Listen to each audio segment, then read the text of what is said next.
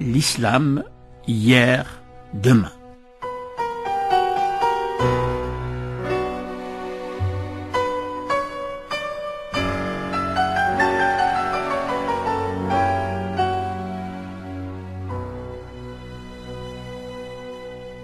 Bienvenue à tous. Dans cette causerie, j'ai choisi de vous parler d'un grand esprit qui est Ibn Khaldoun.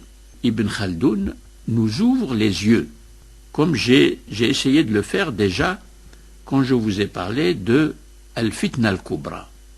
Je vous ai expliqué que les batailles entre Ali et Muawiyah au sujet de la succession au poste de calife, cette bataille qui nous est décrite comme une bataille avec des enjeux religieux, de légitimité religieuse, en réalité, au-dessous de tous les arguments religieux qui s'échangeaient, il y avait les forces de la Asabiyya, les forces des clans et des tribus et des familles patriarcales qui agissaient pour aller à la conquête du pouvoir et éliminer les concurrents pour cette course au pouvoir.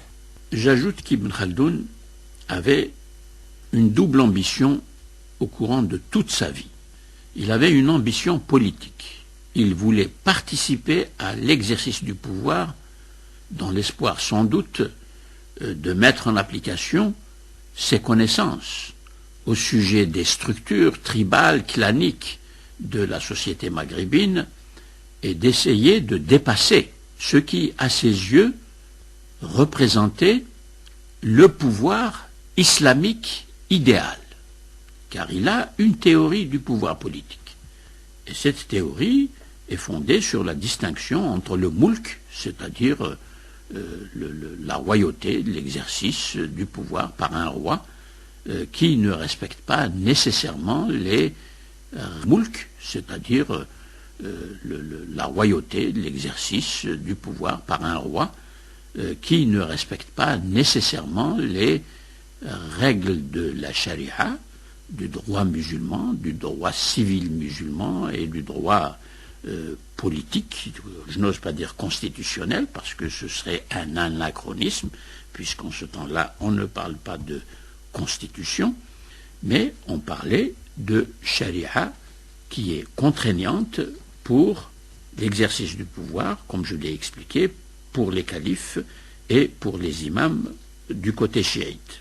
Donc, Ibn Khaldoun avait des ambitions de dépasser le pouvoir lié aux forces tribales, aux forces des familles patriarcales, pour appliquer ce que Ibn Taymiyyah, penseur hanbalite que nous connaissons, a appelé siyasa shar'iyya, c'est-à-dire la politique ou la gouvernance légitime au sens de la charia.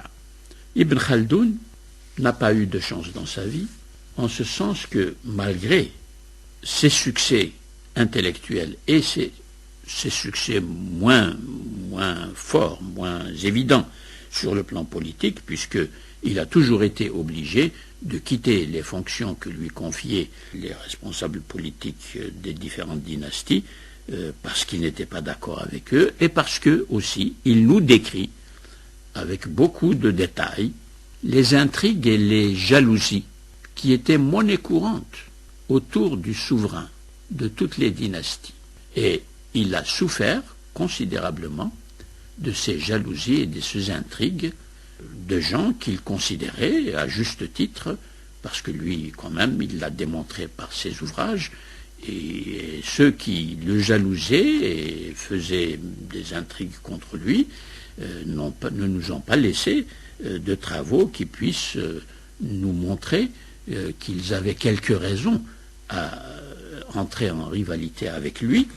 Et Ibn Khaldoun, je disais, n'a pas eu de chance en ce sens qu'à 16 ans, il avait perdu tous les membres de sa famille parce que au XIVe siècle, au Maghreb, il y avait une peste qui a ravagé la population du Maghreb. La peste joue un rôle fondamental dans l'évolution des sociétés.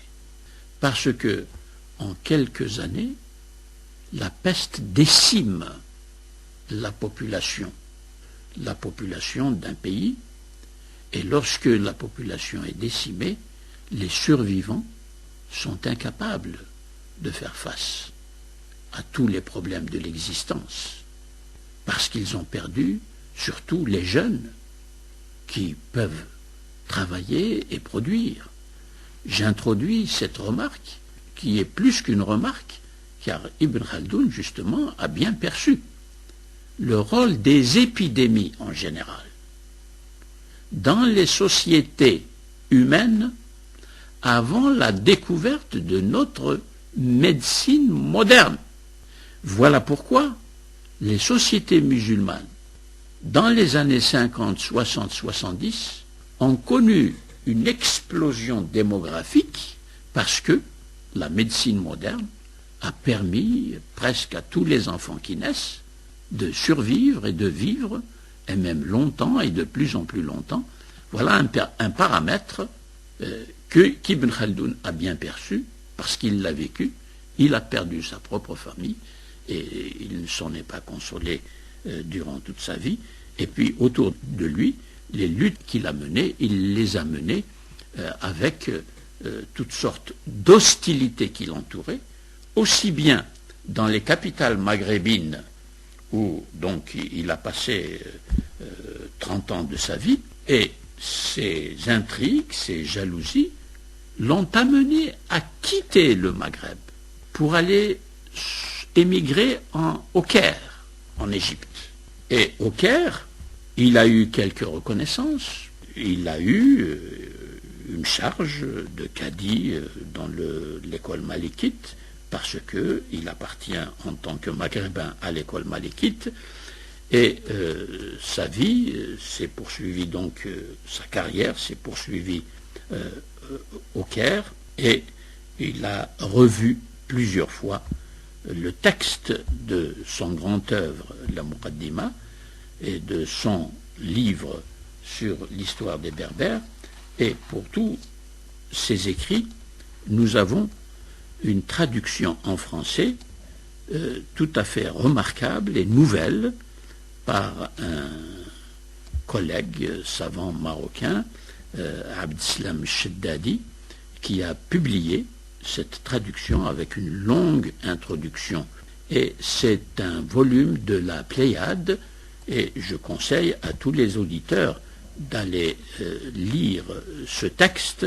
J'aurai encore à vous expliquer dans notre dernière et 12e causerie la suite donnée dans l'histoire de la pensée islamique, non seulement à l'œuvre exceptionnelle d'Ibn Khaldoun, mais aussi à l'œuvre d'autres penseurs auxquels j'ai fait allusion jusqu'à présent, comme Fakhr ad-Din al-Razi, al-Ghazali, du côté de la théologie et du côté des sciences islamiques, et Ibn Rushd et Ibn Sina et Farabi du côté des sciences qu'on appelle rationnelles, c'est-à-dire la philosophie.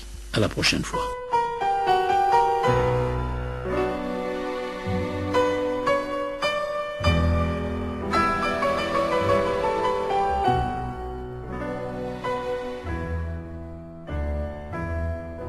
L'islam, hier, demain.